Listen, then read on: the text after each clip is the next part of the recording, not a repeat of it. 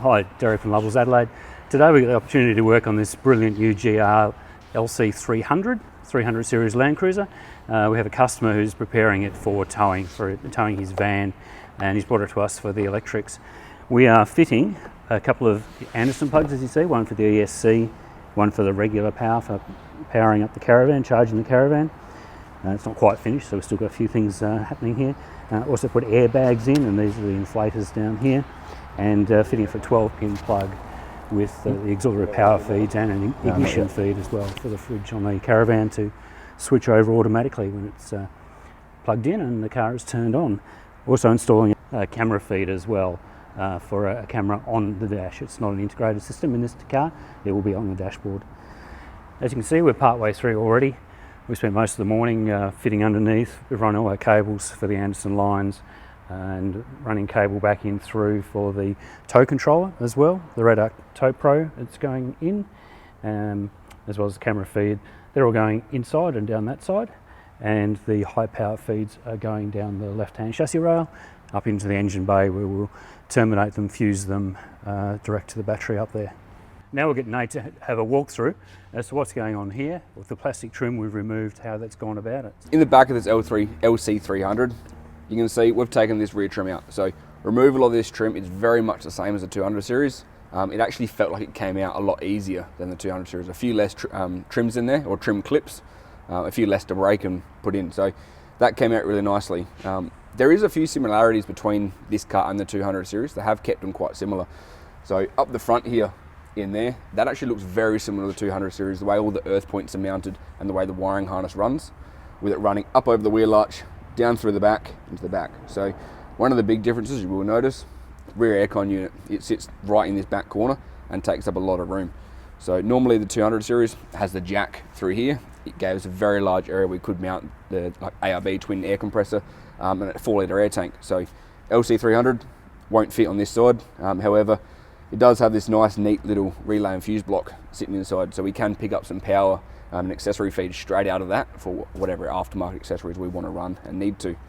We've been having a bit of fun this morning, just having a look, finding grommets where we can run all the wiring through the floor pan, just to get wiring in and out of the car. So we did find a couple of neat little ones down in under the insulation. So it just provides us nice access point. We've got grommets with a few pigtails, feed it straight through, keep it looking as factory as possible. And that obviously comes down through underneath the bottom. We can run it along the rear cross member and then drop it down out to the trailer plug to keep all your accessories right in one location, keep it neat and clean. But one of the other big differences you will notice with the GR Sport, there's no rear back seats. So like the 200, they'd have the seats here would fold up on either side, no rear seats. Some of the other 300s, they have them tucking into the floor.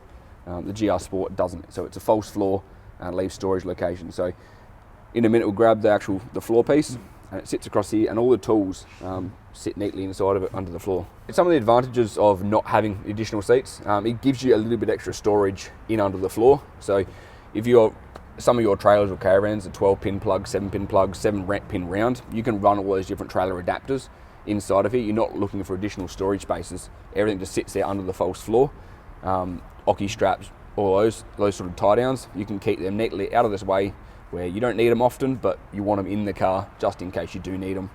So that's where they all sit. I've also seen a number of accessory packages pop up where people are mounting compressors, batteries, other items under here as well. So it will be a useful storage area for additional accessories through the life of the car. So not just your things on top, but also under the trim. Yep. There'll be more components mounted down there, and there's more and more of those coming onto the market on a regular basis. This customer's bought the GR Sport for towing. He has a large caravan.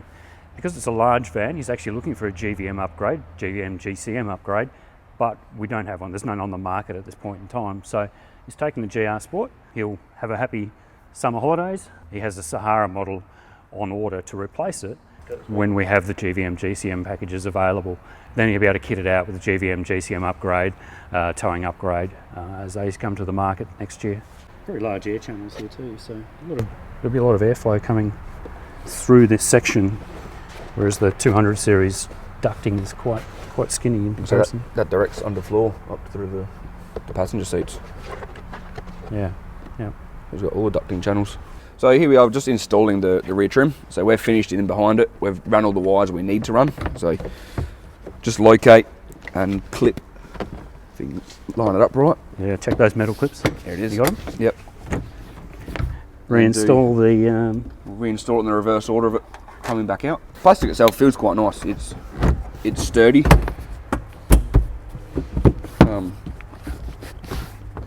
It's good quality plastic trims. Little cup holders. Clip them in. And the seat belt. So in the way of comparing the 300 to the 200, the rear trims are almost identical. It's just the 200 series, you've got to remove the rear seat and an extra seat belt at the back. But in the other model 300s, where there is the rear seats, they may have to come out first. I'm not sure. I haven't quite pulled them apart yet.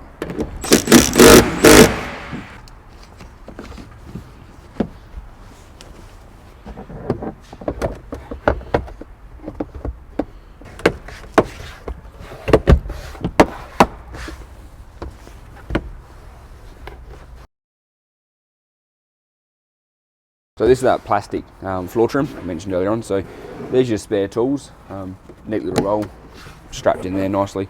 But there's also these little storage compartments in here, separate out, segmented, so you can store different adapters or ratchet straps into each one.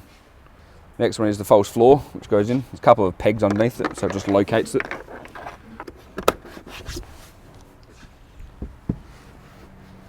One of the big changes with the 300 over the 200 was the relocation of the start battery from the front, or two in the front, to one in the rear here. Now, already on the market, there's a number of kits that can adapt this location to hold two batteries. So it does that by turning them sideways in a special tray, clamping them down. And you can run either two wet cells like this, or you could run a deep cycle or a lithium and a single start, whichever combination you want to work for you. And with an isolator and a BC-DC, this will be the most popular common spot for a dual battery setup in the 300. Because Landcruiser is in its 70th year, a number of models have adopted the large Toyota badging across the front, which really harks back to the very early models when they first came onto the market. We've seen this on limited edition 70 series. We're now seeing it here on the GR Sport, and it's exclusive to the GR Sport, along with the honeycomb grille. The other models, of course, have a little silver or black with the chrome striping across them, but the GR is quite unique in its own, and I'm sure it'll be well loved as being that sort of unique model at the top of the chain. So there we go. So red arc electric brake control, it just fits neatly in there. Just keeps looking very clean without having to drill holes in all the trims. So it looks factory. I'd imagine. So if this is the GR Sport with an empty blank, all the 300 should have an empty blank there where you can mount it, or we could mount it up into this one too, but somewhere in that panel we can mount the red arc electric brake. This little video we brought to show you a bit about the 300 and the GR in particular, while we fitted these electrical accessories, and had a bit of a look around, and for us to get a bit more familiar with how the car goes together and comes apart, so that we can be bringing you more packages at a later stage, more electrical packages, more upgrades, and of course the GVM GCM upgrade as well when it comes along. We certainly look forward to doing a lot more with the 300 as it becomes the mainstream Landcruiser, going through all the workshops around the country. Thanks for watching. I'm Derek from Lovells. Hit the subscribe button below and keep an eye out for all the future videos we've got on the 300 and other models.